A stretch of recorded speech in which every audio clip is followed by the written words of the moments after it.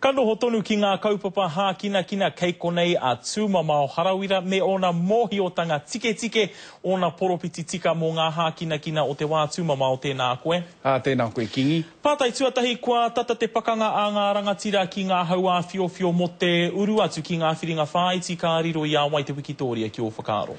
Me ki he tino ua me ki te whakautu i tēnei pātai runga no i te mōhiotanga kāri tino eke a ngā kapa e rua i roto i te whakataetai te kaumawhā i tēnei tau.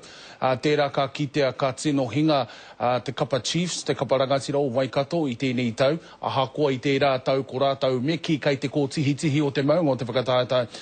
Hoi anō ki au nei, ka riro tonu i me ki pōneke tēnei kemu i runga anō i te mōhio, kai te piki haere tērā o ngā poi Māori a Aaron Cruden o noroto mai i a koe o Manawatu me ki. No reira, a kene pia kai aia me ki ngā pūkenga kia riro i a rātau te Wikitoria.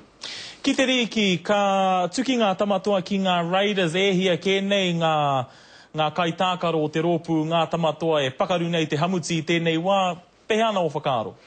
Kai te ua whakai atua hau ki era o ngā kōrero, kārea Manu Vatuve i reira, kārea Brett Seymour i reira, kārea Stephen Price, a hātu a waiake.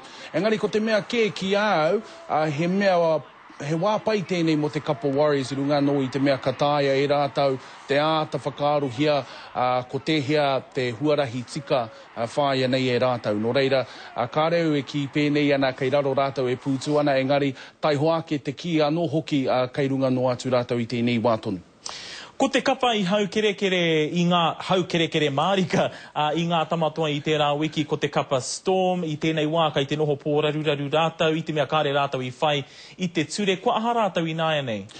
Meki, koe nei te pūtaketanga mai o tēnei kaupapa.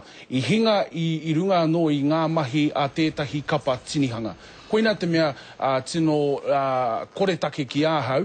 Ki au nei, ko tāku e matapai ti ana, tāku e whakatauhi ana, panaia tēnei krapu ki waho atu o te whakataetai NRL. Kāre he wāhi mo tētahi tīma me ki tinihanga.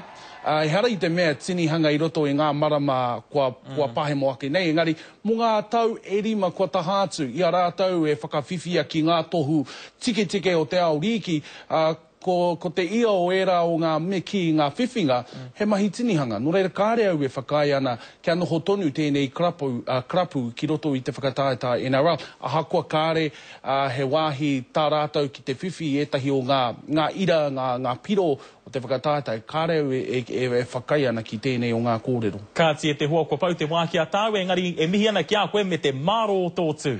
Kia ora. Tēnā koe.